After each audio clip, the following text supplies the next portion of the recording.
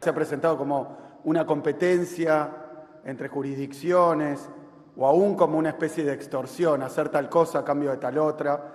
Y creo que ese tratamiento no solo inadecuado, sino absolutamente poco serio y realista, porque estamos ante la inversión, como dice el presidente de YPF, Marín, más importante de la historia argentina. Imagínense si lo estuviéramos dirimiendo por penales, ¿no? Sería una cosa absolutamente absurda. Se trata de un proyecto muy importante.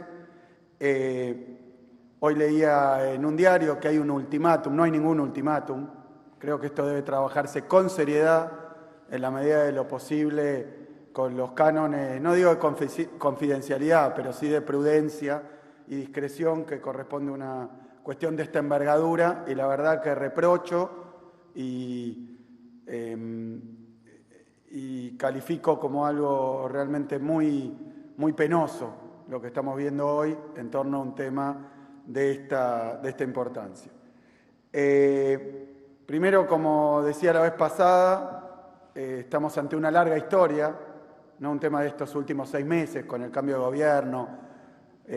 Ustedes saben, asume Milei y lo nombra Marín como funcionario político a cargo de la petrolera estatal. Pero esta historia viene de muy atrás. En el año 2012, como ustedes saben, se recupera YPF, toma el control del gobierno nacional, se vuelve una empresa bajo control público, sigue siéndolo así, han pasado los gobiernos, incluso sigue siendo una empresa bajo control estatal, una empresa no del Estado porque es del derecho privado, pero que la mayoría accionaria y por tanto el control y las decisiones de la compañía las toma el Estado Nacional. El nombramiento de Marín se hizo en una asamblea con mandato del Estado Nacional, así que estamos ante una cuestión que tiene que ver con la recuperación de YPF, y la recuperación de YPF es el motivo por el cual se pone en funcionamiento y en marcha la explotación de los hidrocarburos no convencionales, Vaca Muerta, lo que hoy conocemos como la explotación de shale gas y petróleo en Vaca Muerta. Esta es una cuestión conocida, pero a veces olvidada. ¿De dónde venimos? Vaca Muerta se pone a funcionar y al cabo de un tiempo la producción empieza a crecer por la inversión de YPF estatal, empieza a crecer y hoy estamos acercándonos a la posibilidad del autoabastecimiento, incluso de la generación de excedentes exportables en magnitudes relevantes. En 2014, poco después de la recuperación, ustedes recordarán que con la recuperación muy pronto se firma un acuerdo con la firma Chevron, que es lo que permite poner en explotación los primeros yacimientos de Vaca Muerta, y luego con otra firma menos conocida pero relevante hoy, que es Petronas, que es una firma también estatal del estado de Malasia. En 2014 se firma, en ese momento... Bueno, para hablar de lo personal, era yo ministro de Economía, representante del Estado ante YPF, y entonces se resuelve firmar un acuerdo con Petronas, que es una empresa muy, muy relevante, con presencia en creo que 50 países y con mucha experiencia en producción de gas y exportación de gas licuado. Ya en 2014, cuando se asocian YPF y Petronas, se empieza a hablar de la posibilidad de que cuando crezca la producción de gas en Vaca Muerta, estamos hablando de hace 10 años, entonces iba a haber que hacer, a través de grandes inversiones, las instalaciones necesarias para su exportación en forma líquida. Así que esto no nace ahora con el cambio de gobierno, ni con el cambio de presidente de la Nación, ni presidente de YPF. En 2017, miren cuándo atrás, después de 2014, en 2017 ya autoridades de YPF y junto con Petronas empiezan a hacer contactos con el puerto de Bahía Blanca para llevar adelante esta inversión, que naturalmente, porque esto es importante decirlo, están asociadas como un puerto, como el puerto de Bahía Blanca, donde está el polo petroquímico, y estamos hablando del puerto petroquímico más importante del país. Ni siquiera es una cuestión entre provincias, sino dónde están las instalaciones adecuadas para hacerlo. Se realizan desde aquel momento innumerables reuniones y en el año 2022, septiembre de 2022, casi 2 años para atrás, se anuncia oficialmente con la presencia del CEO, o sea, del gerente general de Petronas, el CEO de YPF, incluso el presidente de la Nación, se anuncia en 2022 esta inversión y se firman los acuerdos en el año 2022 para realizar una planta de GNL, de licuefacción de gas, en Bahía Blanca.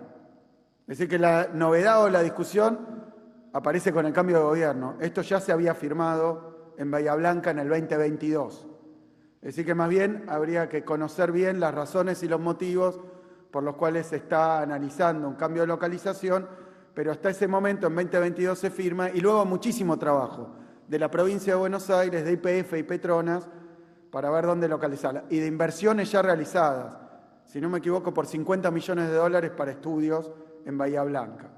Es decir que para hablar con propiedad del tema, es una inversión ya anunciada, con un acuerdo ya firmado y una localización ya establecida. Había que ver qué es lo que se modificó.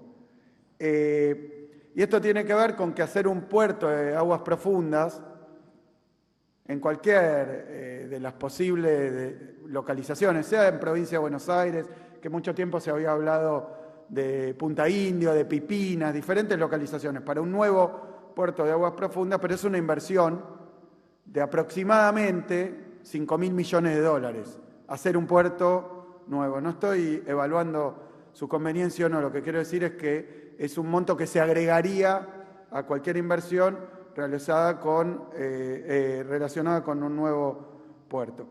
Cuando se anuncia la inversión en 2022, también se envía una ley al Congreso, que es una ley para la promoción nacional, porque la mayoría de estas cuestiones que se discuten, tributarias, impositivas y judiciales, tienen que ver con el gobierno nacional.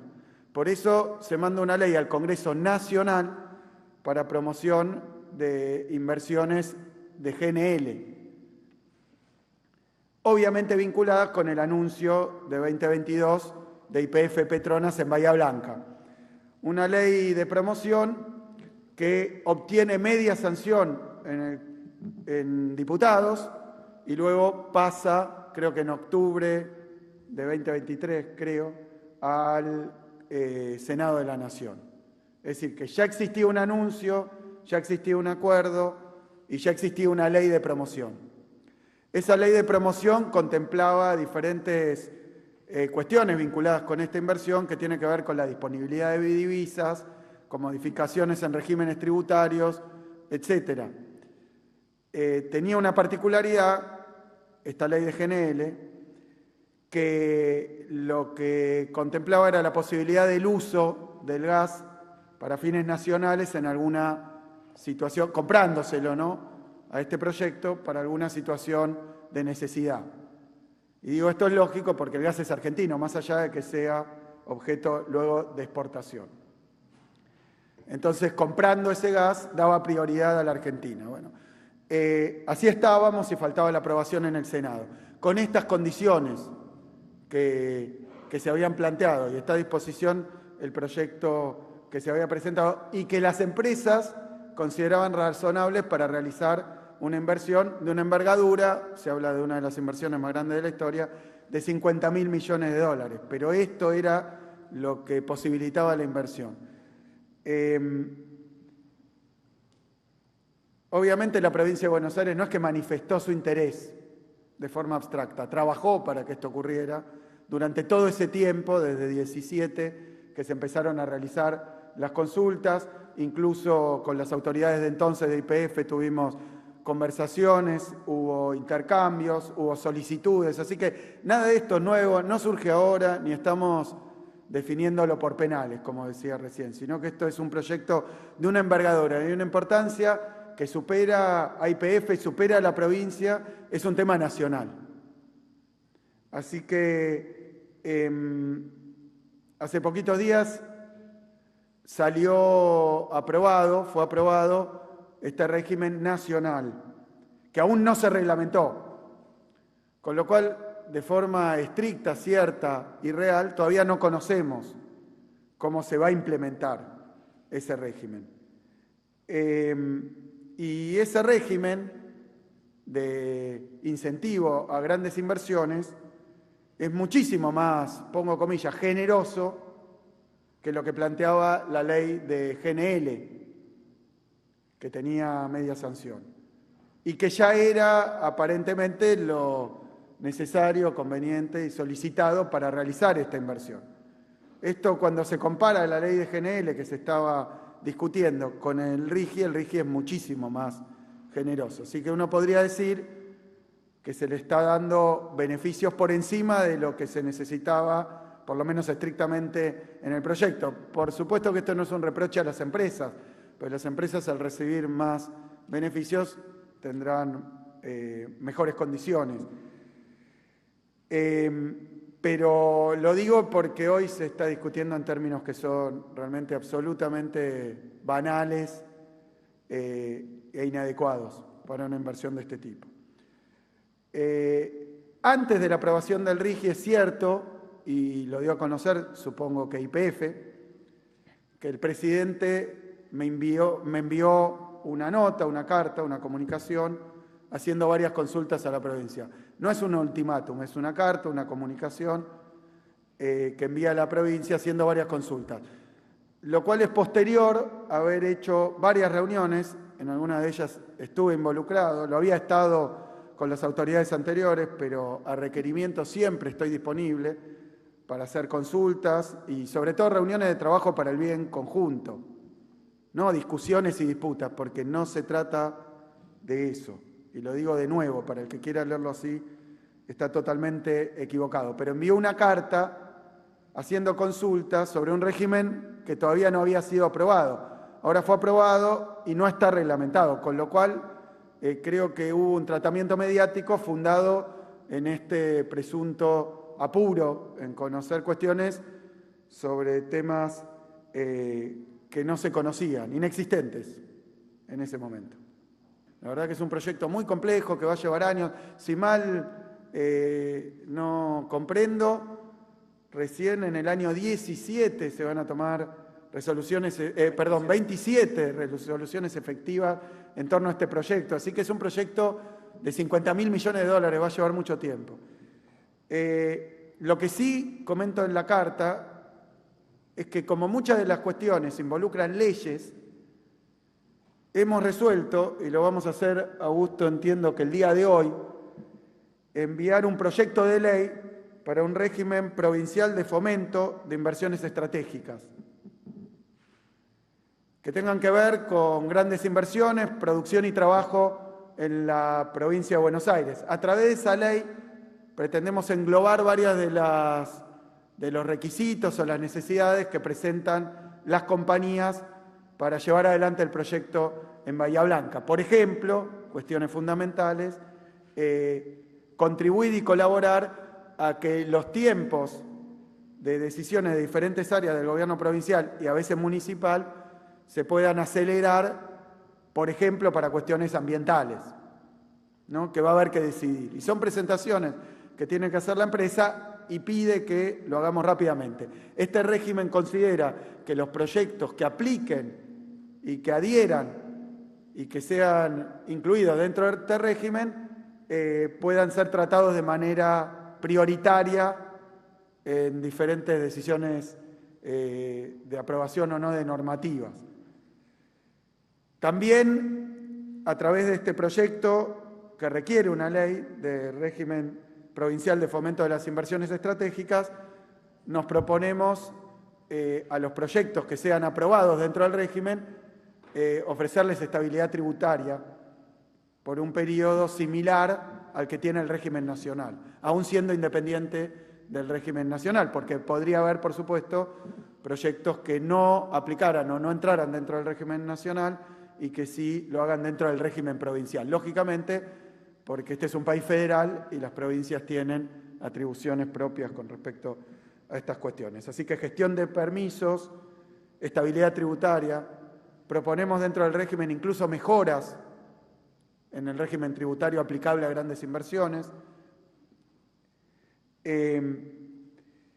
Y luego poder trabajar específicamente a través de una unidad ejecutora con cada una de las jurisdicciones implicadas en las necesidades de cada uno de esos proyectos. Todo esto se lo indico al presidente de la compañía con precisión y también le traslado una solicitud de información formal que presente la compañía o las dos compañías a la provincia de Buenos Aires, porque lo cierto es que hoy no conocemos los detalles del proyecto. No son públicos y no los conocemos. No conocemos las etapas, no conocemos la duración y el cronograma de inversiones, no conocemos los efectos sobre la provincia de Buenos Aires en materia de producción y empleo, las estimaciones, no conocemos los beneficios económicos para la provincia de Buenos Aires, para Bahía Blanca, todas cuestiones que son obvias, naturales, evidentes y sin embargo no las conocemos en detalle. Hemos recibido algo de información, no a gusto, de manera informal, pero le pedimos, le hacemos un requisito de 16 puntos de información sobre el proyecto, porque entiéndanlo, no es que estamos compitiendo o estamos pulseando. Ojalá esto pudiera ser discreto y mantenerse en un ámbito relativamente privado de intercambio de información, pero como se ha hecho público, tengo la necesidad de decirlo. Hoy nos piden que tomemos resoluciones ya sobre un proyecto que no conocemos. Y sería no solo insensato, sino también bastante poco lógico ya, no sensatez, sino lógica. Pero quiero decir que más allá de que hoy, y son todas futboleras, ¿no? Lo lamento, la pelota está de ese lado, porque hemos respondido a la carta y esperamos respuesta nosotros también, de un intercambio que es permanente y que lo hemos hecho con el propio presidente de YPF y sus funcionarios. Pero quiero dejar en claro, la provincia de Buenos Aires, en caso de que sea decidido que se va a realizar en Bahía Blanca, vamos a hacer todos los esfuerzos. Este gobernador, voy a hacer todos los esfuerzos que estén a mi alcance para que se pueda realizar la inversión en Bahía Blanca, con todos esos requisitos que son muchísimos. Son muchísimos. Imagínense de nuevo que en una inversión de 50.000 millones de dólares, lo que atañe a la provincia, incluso del régimen nacional, es muy pequeño. Son ingresos brutos impuestos a los sellos. De todas maneras, por supuesto, que estamos planteando dentro de nuestro régimen provincial la posibilidad de dar certezas en punto a las cuestiones tributarias y a las cuestiones normativas también. Así que, por supuesto que todo esto lo entendemos. Somos Radio Noticias.